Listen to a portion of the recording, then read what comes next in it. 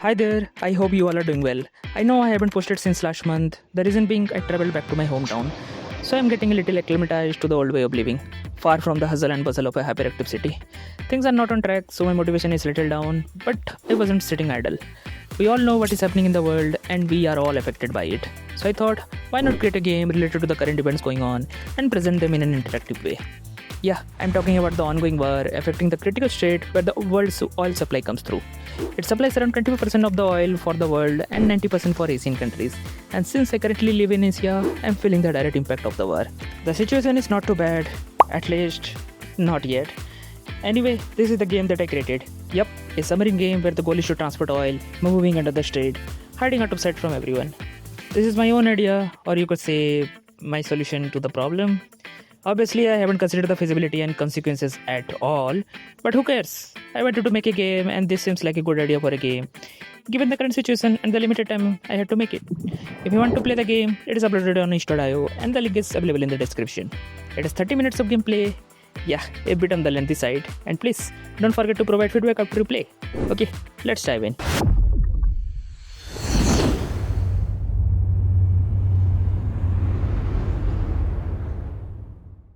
So, just like with any other game, I started by creating a project in Unity and named the game Oilseek. Yeah, don't ask me why. Just figure it out yourself. Then, to stay organized right from the start, I simultaneously created a task list which will help me stay on the track. Let's start by creating the player. So, I created a player script and opened it in the editor. Then, I started coding it. Nothing special, it just takes input, moves the character left and right, and jumps when you press space. That's it. Then, to test out the script, I created a square to act as a prototype for the player. I added a collider and a rigid body, pretty basic stuff. And I changed the color to a nice orange. Then, after attaching the player script, here is the result. This is good enough for this game. I don't need any more complexity, as most of the gameplay will take place entirely inside the submarine. With the player mechanics working, let's move on to creating the submarine. So to get a rough idea, I started by making the layout and frame of the submarine using basic shapes. Once that was done, I added movement triggers for all 4 directions, and with some code, it now moves smoothly in every direction. Next, I made it so that the player can move in and out of the submarine at any time by walking to a specific point.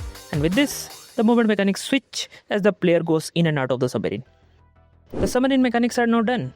It's time to improve the graphics. I started with the player, so I created a rough sketch of how the player should look by studying some references, and then I started building it. This is my first time making a player character, so I really don't know how it will turn out. And by the way, the character's name is Taroil. You get it? Tar and oil. Taroil? Yeah, I don't care how it sounds, it just fits the game I'm working on.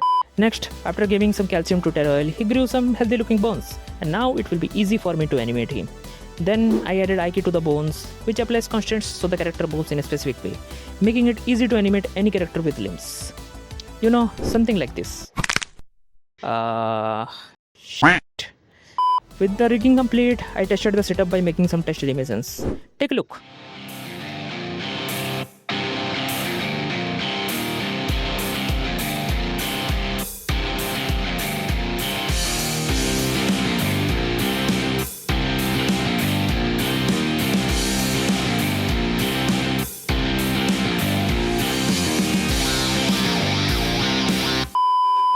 Well, it seems the rig is perfect. So I created some basic animations like moving, performing actions, jumping, and so on.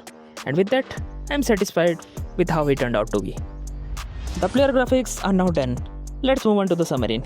So I started by designing the submarine using a reference, and I tried to give it my own touch. I wanted it to be simple so that it consumes less time and matches the rest of the game's aesthetics. Then I imported it into Unity and replaced the existing frame with the submarine. And it pretty much works out of the box with some slight adjustments. I wanted to make the submarine feel more grounded. I mean, more in the water. You know, to make it more immersive and feel like a part of the world, I made the propeller move. So it will spin either clockwise or anti-clockwise depending on the direction you are moving. Next, I replaced the direction triggers with actual direction arrows.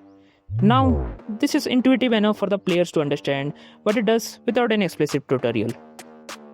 Well, with all this out of the way, does something feel off? Look carefully. Yeah, the submarine is floating like a spaceship in the air. Well, that needs to be fixed. So I started by creating a shader that will simulate the water visuals. Well, to be blunt, it wasn't easy. I went back and forth with multiple tutorials on YouTube. Tried to understand the shader math, then after multiple tries, I finally reached this satisfactory result. Anyway, this is how it looks when implemented in the game. It looks much better than the boring grid background and makes it feel much more grounded. I mean, immersive. And finally, it doesn't feel like the submarine is flying through the air. After adding some constraints, the submarine can no longer move out of the water. Upon reaching the top, it just automatically stops. Yeah, now it is perfect. Now that the water is done, I need to make a swim animation for Tyrell. Otherwise, it will be weird if he just floats in the water without doing anything. So, I made a swimming animation.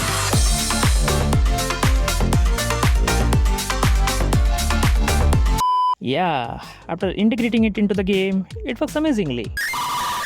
Huh? Yeah, so the problem is basically the camera movement. Since the camera is a child of the player, when the player rotates, the camera rotates right along with it. The solution? Using Unity's CinemaScene package. Using the package, I was able to quickly create two camera systems, one for the submarine and another for when Tyrell is out in the water. Now, every moment feels much smoother.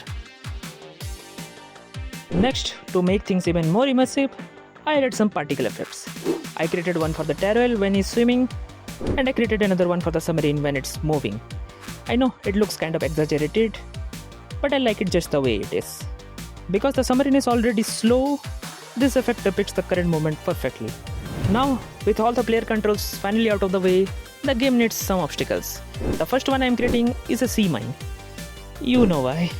So, I started by creating a ring that continuously grows and disappears to show that it is active and to show its range. This gives it the feel of a mine. When the player comes inside its range, it explodes and causes some damage. I mean, it will cause damage because the damage system is still a work in progress. Next on the obstacle list is a patrolling navy boat. I started by designing it, and it was quite fun to draw as I have been getting acquainted with the software for a good amount of time now. And I really enjoyed adding nice little details to the boat. When it was done, I added it into the game. I attached a waypoint script to it, and currently it goes back and forth between two waypoints. By the way, did you notice I finally added a health bar to the submarine with a health system backing it? Anyway, the boat needs a way to deal damage to the player. After much thought, I went with a missile, as this will give the game a little variety with its enemies. The mines will inflict damage on contact, whereas the missiles will act as a ranged weapons and inflict damage if they get near the target. In this case, it's the player. So, the enemies now have a way to attack the player. Now, I need a way for the player to defend themselves. Well, here is the twist. I don't want it to be offensive, because playing offensively will make it seem like a war. But I want it to feel like an undercover secret mission that must be done completely out of the sight of enemies. But yeah, to keep it from being unfair, there is one option. The player needs to run away. Yes, it might sound weird to you, but it makes perfect sense given the goal. Anyway, we know no one is perfect. So, when a submarine is damaged, it will have some permanent damage indicated by the health bar. But it will also have temporary damage that needs to be fixed. The temporary damage locations are indicated by sparks after damage is taken. If the number of temporary damage locations exceed a certain threshold, the submarine will halt its movement and will not move until it is fixed. How do you fix it, you ask? Well, you just move to the damaged position and wait. Yeah, amazing, right? With this, all the gameplay stuff is done. Now, take a close look at the lower part of the submarine. Yeah, it's empty. And that's intentional. As you can probably deduce, this area is reserved for oil. Well, the oil must be stored somewhere, and this seemed like the perfect place. Anyway, when the oil is filled, it will look something like this. And you might be wondering why these areas were left out and not used for storing oil. Keep wondering, because it turns out that doing this simple thing requires a whole world of complex arrangements, and there is no proof it will work even then. I have wasted hours on this problem, and I need to move on.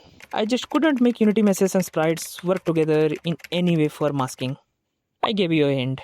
Now keep wondering. Now it's time to add one more crucial component to the game, because without it, the game is only half complete.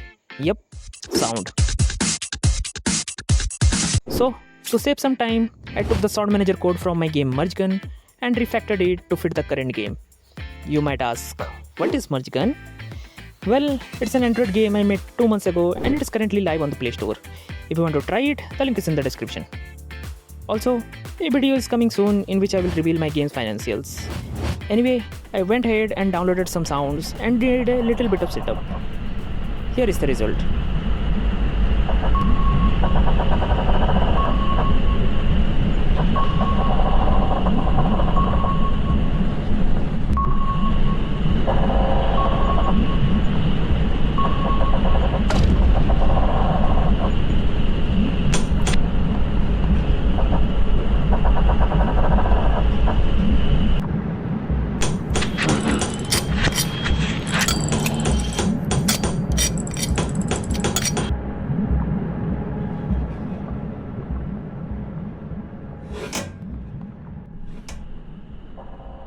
Well, to me, this sounds good enough and I am happy with it. Now, I need to create the sequence where oil gets filled into the submarine upon reaching the oil dock. So, it will go something like this. This green translucent box will act as the sequence trigger. When touched by the submarine, all player controls will be locked. Then, a big pipeline will come up from the bottom, attached to the submarine and start filling it with oil. Once that is done, control will be transferred back to the player, after which the journey back to the home starts. Here is how it looks after it is done.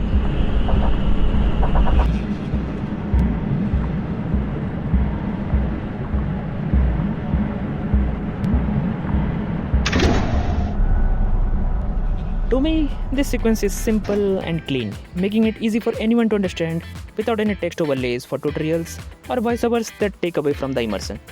Next, I worked on making a platform where the mission briefing will be delivered using a voiceover, and from there, the player can jump into the mission using a trigger. Now, with every component available, I started designing the level. I began by arranging all the crucial components and I scattered multiple sea mines and navy boats wherever they seemed to fit into the level. The entire level can be cleared within 30 minutes if played at an average pace. But my suggestion is to consider playing it slowly, as the gameplay is a little on the harder side, demanding more focus on speed. Now, in case a player loses in the middle of the level, I created a game over screen.